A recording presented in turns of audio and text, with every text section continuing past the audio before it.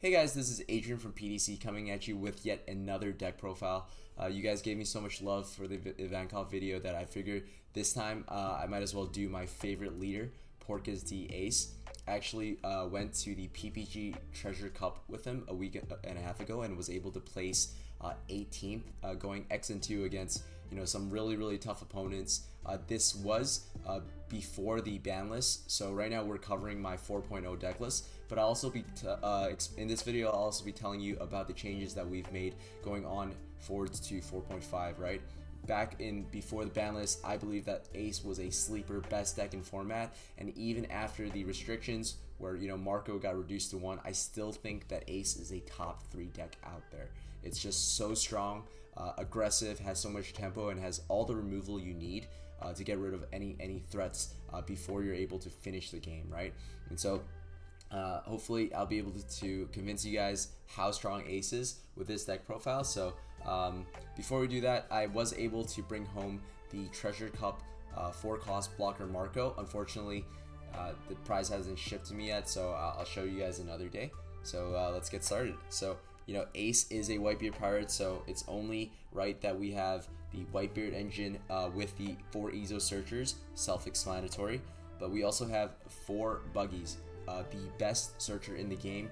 As you know, Ace is very heavily reliant on events. Buggy is a 1-cost 3k power that's able to search for any events in your deck. So just an amazing card. 3k as a 1-cost is just so much value, and you're able to swing with it with very little resources, and your opponent has to answer, right? So really strong card. So next up we have the golden ratio of 2k counters. If you guys see my last video, I do preach 10 2k counters. I think 11 and 12 might overstock your hand. At 10 you see enough 2k counters for you to be comfortable throughout the rest of your game. And so right now we have 4 Otamas, 3 Makinos, and 3 Sanjis. So Otama's best 2k counter in the game is on play able to minus 2,000 power to any character on the field. As you know, Ace and Red in general has immense removal, and so you're able to combo Otama with any of the removal you have in the game and pop anything on the board. So just super overpowered, super awesome, self-explanatory. Next up we have 3 Makinos. This deck in particular has a lot of 1-cost targets. Makino is able to rest itself and give 3,000 power to any 1-cost on the board. And so you pair that with a buggy, you pair that with an Ezo, it's an extra swing to your opponent that they might not otherwise have calculated, right? So just a really strong card, and if all else fails, you're able to use it as a 2k counter. Last up is Sanji. I believe Sanji is one of the most broken cards in the game, right?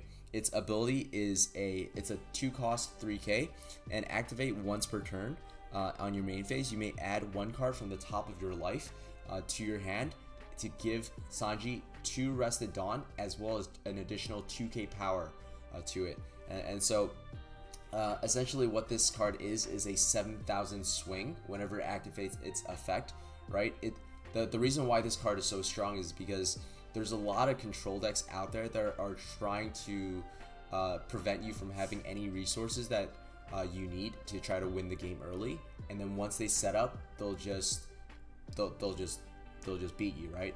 And so Sanji is able to prevent that by if they're not by basically saying, hey, I'm gonna draw cards, draw resources for my life, swing at you hard with 7,000, and you're gonna have to answer to me. So not only is Sanji a low resource 7,000 power swing, it's also acting as a pseudo blocker because your opponent cannot afford to get swung by Sanji twice in a row, so they have to respond to this card, right?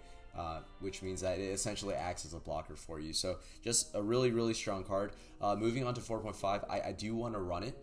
It is good against Doflamingo. It is good against Rebecca and a lot of other control decks, but for now it's just I'm trying to figure out how to fit it in, but I'll talk to you guys about my 4.5 build very soon, later on. Next up, we have all of our event counter support. As you know, Ace is very heavy on events because of its leader ability, right? It's able to pitch any event from its hand in order to gain 1000 power, essentially. So every event in your hand is not a dead card, it is an event counter, which means that we can, stack up as many as we want and still, be able to utilize everything in our power. So starting off, we have all of our defensive spells.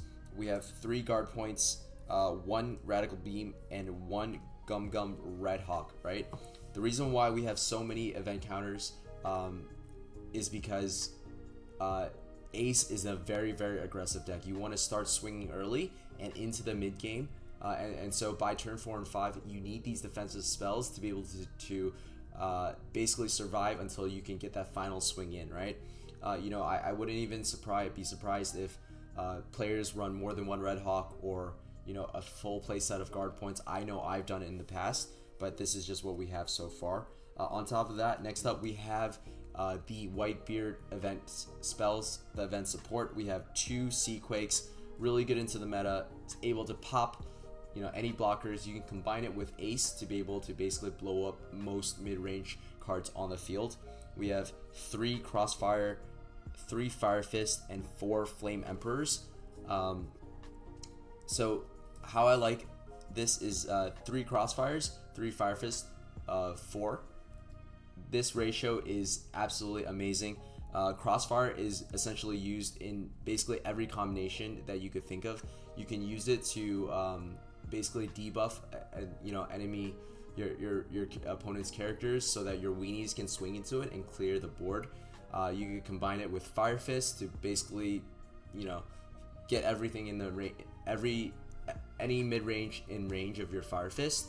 And to finish it off, Flame Emperor. The reason why we'd run 4 of these is because it is absolutely crucial to most of your matchups as Ace, right? If you're able to execute a Flame Emperor and successfully land a hit with it, you essentially win the game, right? So Flame Emperor's ability is it destroys a character with 8,000 or below from your opponent's board, and it also gives your leader Ace 3,000 power as well as double attack.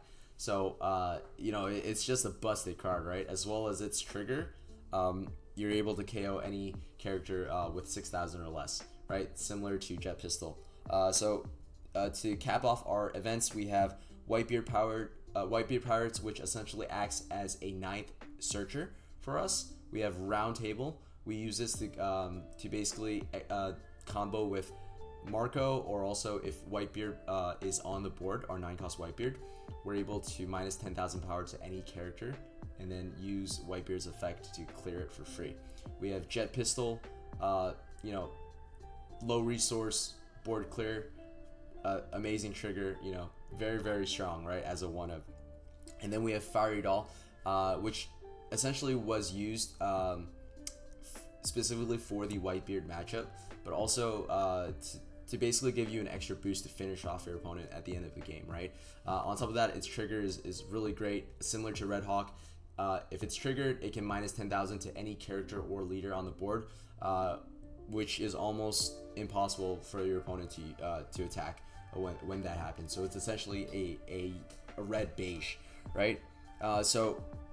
Heavy on the triggers, heavy on the spells and the events, just because Ace is pretty much the only leader that can utilize everything, right? So at the end of the turn, at the end of the game, if you have 4 events in your hand, you can swing for 9,000, right? 4 cards. Instead of swing for 5,000, you can pitch all of your events from your hand and basically buff Ace 1,000 per card.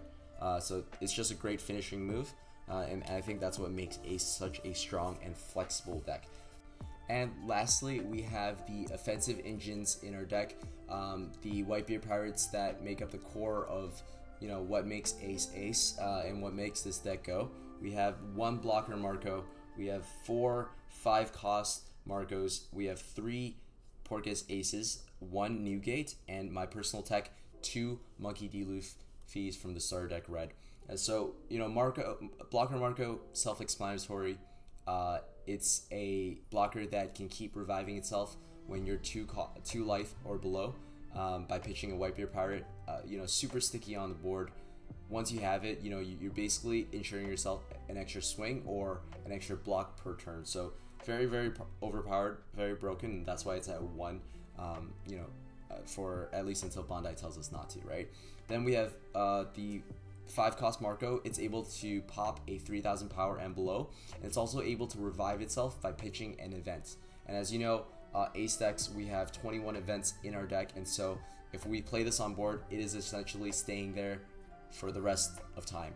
And that's probably why Bandai realized just how strong it was and limited it to 1, at least for the duration of 4.5.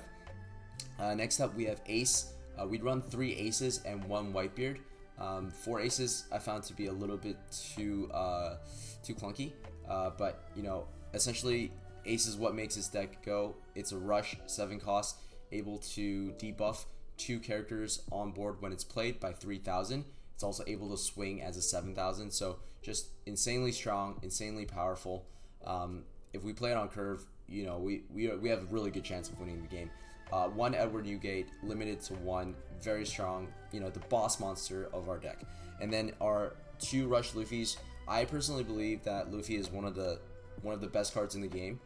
Super high value, right? 5 cost, 6000 rush, but on top of that, if you put 2 Dawn on Luffy, is able to go past any and all blockers in the card game. So the fact that ability by itself makes me really want to play it. And even on to 4.5, I've played this card since OP03, and until someone says otherwise, I'm gonna keep doing it because it is just so strong. Okay, so that basically wraps up our deck of 50 cards. Next up, I'd like to talk about the changes we've made to the deck after the restriction and ban list, moving forward onto OP 4.5. Obviously, Marco is now limited, so we've removed 3 macros from our deck. We've also taken out the 3 Sanjis. Honestly, I really want to keep it in the deck. It really helps against Dofi, which is right now the best deck in format. So, I'm going to try to figure it out, but we have a new strategy moving forward, and so in order to make it more consistent, we've replaced it with more Whitebeards. I've taken out Fiery Doll because that was essentially for the Whitebeard matchup, and as well as Round Table because the meta is more mid-range orientated, and so we don't really need that card as much, and also that Marco is now limited, right? So there's less combinations with it. In replacement, we've added 2 Whitebeard Pirates. We've added 3 Jozus, which is essentially replacing our 2k counters 1 for 1, and we've added 3 Atmos Impale, Atmos 4 cost 6k vanillas, right? So, I thought really long and hard about it. What makes Ace Ace is the core Whitebeard package, right? If you really want to win a regionals, the number one thing that I preach is, I haven't won yet, but in order to win a lot of games is consistency, right? And I think that adding 2 more Whitebeard Pirate events to make a total of 3 essentially makes this deck as consistent as possible. Now our strategy, instead of trying to make up for the lost power in having Marco going down from 4 to 1, we are searching for all the resources that we need in order to win our games and win our matchups, right? Now that we have essentially 11 searchers in our deck, right? 4 Izos, 4 Buggies, and 3 Whitebeard Pirates, we are consistently able to search for our blocker Marco, for our popper Marco, for Ace, and for Whitebeard, depending on your matchup and depending on your situation, right? So turn 1, turn 2, you really, really want to use your searchers as much as possible. Turn 3, play things efficiently on curve. And turn 4, you want to put out that Ace, you want to put out that Flame Emperor, and really start to put on the pressure. And so yeah, I think that's pretty much it. And if you guys have any questions, let me know. And here we have the full deck list that I ran for the PPG Treasure Cup online. I had really good success with this deck list. Faced a lot of Whitebeards, Doflamingos, as well as Laws. Did really well. But moving forward into 4.5 post restriction with Marco going down to 1, we started adding more mid-range and Atmos, as well as the 3 Whitebeard Pirates, which basically supplements all the searching that you're doing with Ezo and Buggy. And I've found really good success with this deck. Was thinking about bringing it to Pasadena, but obviously ended up topping with Ivankov instead. Yeah, let me know what you think about this build. Let me know how it works, and see if you can, top with Ace. Anyways, see you guys. Thank you so much. Have a good one. Peace.